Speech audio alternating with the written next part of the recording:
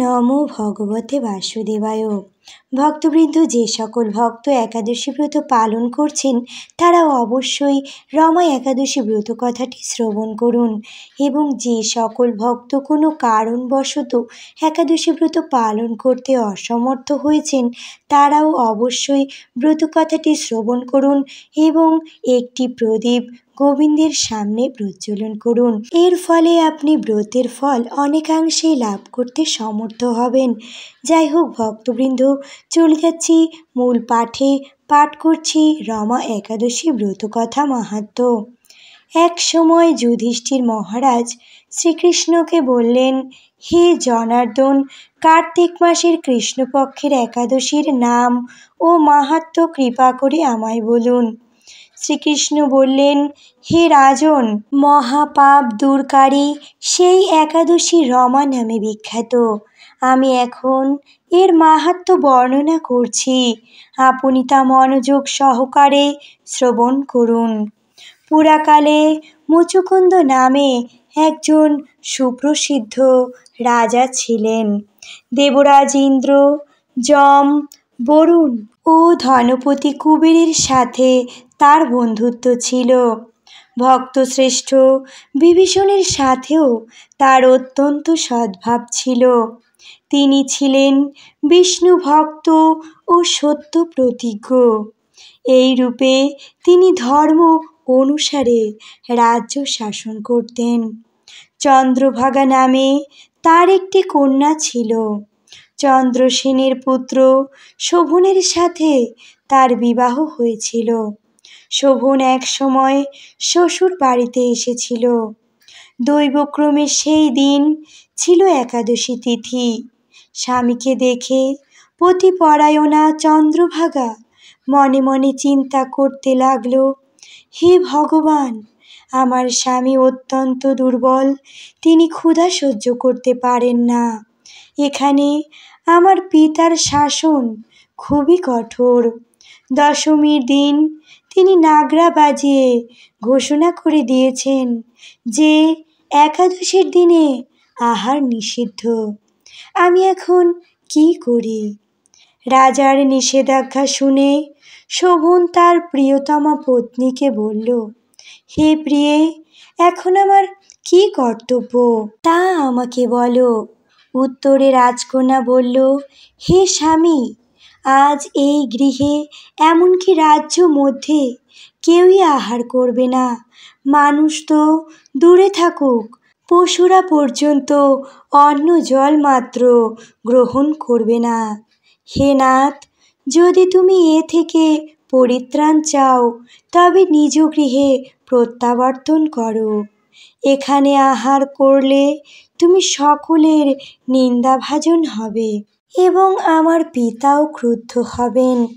এখন বিশেষভাবে বিচার করে যা ভালো হয় তুমি তাই করো। সাধ্বী স্ত্রীর একথা শুনে শোভন বলল, হে প্রিয়ে, তুমি ঠিকই বলছো, কিন্তু আমি গৃহে যাব না, এখানে থেকে একাদশী ব্রত পালন করব।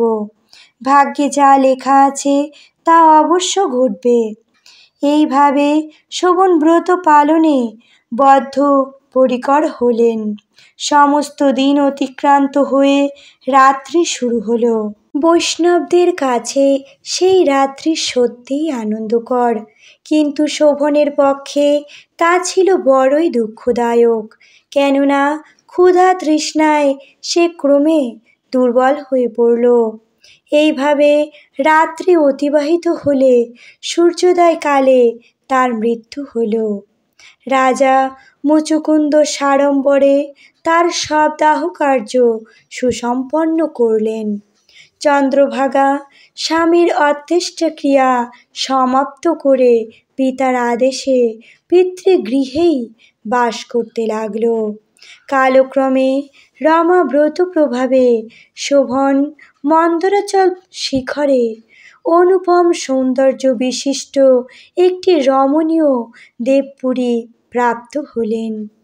এক সময় মুচুকুন্দপুরের সোমশর্মা নামে এক ব্রাহ্মণ তীর্থ করতে করতে সেখানে উপস্থিত হলেন। সেখানে রত্নমণ্ডিত বিস্তৃত স্ফটিক খচিত সিংহাসনে রত্নালঙ্কারে ভূষিত রাজা শোভনকে দেখতে পেলেন। গন্ধর্ব ও অপ্সরাগণ দ্বারা নানা উপাচারে সেখানে তিনি পূজিত হচ্ছিলেন। রাজা মুচুকুন্দের জামাতারূপে ব্রাহ্মণ তাকে চিনতে পেরে তার কাছে গেলেন। শোভনও সেই ব্রাহ্মণকে দেখে আসন থেকে উঠে এসে তার চরণ বন্দনা করলেন। শ্বশুর মুচুকুন্দ ও স্ত্রী চন্দ্রভাগা সহ নগরবাসীর সকলের কুশল বার্তা জিজ্ঞাসা করলেন। ব্রাহ্মণ সকলের কুশল সংবাদ জানালেন। জিজ্ঞাসা করলেন, এমন বিচিত্র মনোরম স্থান কেউ কখনো দেখেনি। আপনি কিভাবে এই স্থান প্রাপ্ত হলেন তা সবিস্তারে আমার কাছে বর্ণনা করুন।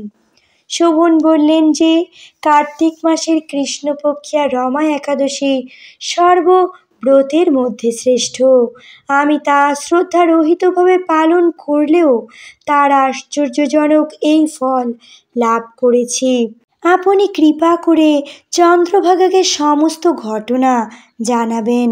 সোমশর্মা মুচুকুন্দপুরে ফিরে এসে চন্দ্রভাগার কাছে সমস্ত ঘটনার কথা জানালেন।